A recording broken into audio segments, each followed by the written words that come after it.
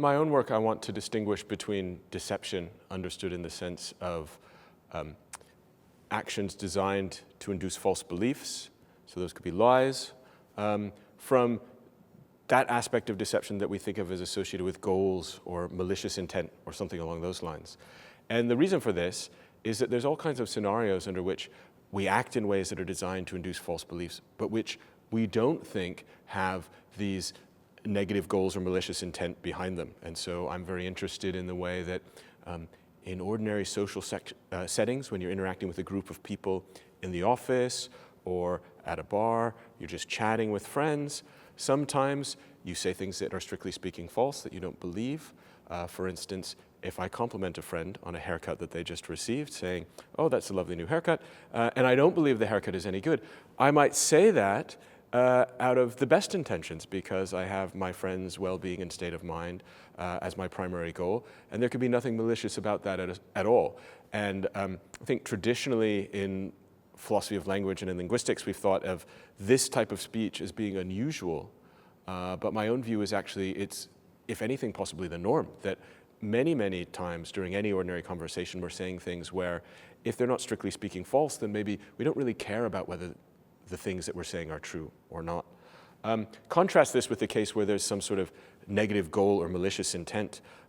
Actually, I can have malicious intent, an intent to deceive you in this kind of abstract way, and yet still be saying things that are true and still be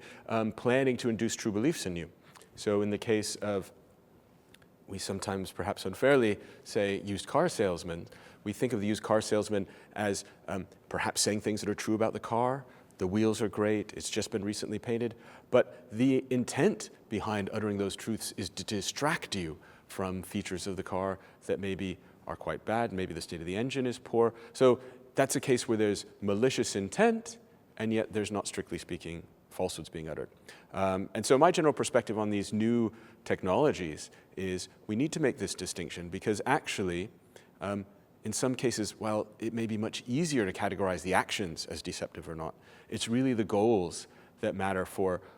what we care about from an ethical standpoint, and then also what we should care about, I think, from a legal standpoint. So if you think about the dangers of artificial agents which can't evaluate their goal states for rightness or wrongness by any ethical standard, the potential for them to then go on and do actions that are damaging to humans is enormous. And this applies not necessarily just to new things at the very fringes of technology, but even to drones, military robots, self-driving cars, even artificial agents on the internet, autonomous bots, and things like this. So I guess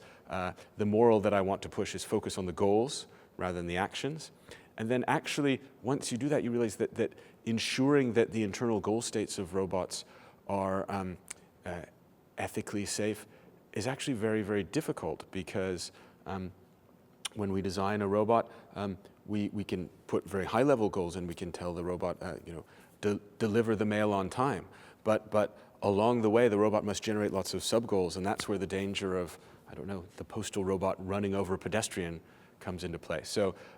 it's not actually an easy problem, and it's the goals that matter rather than the actions.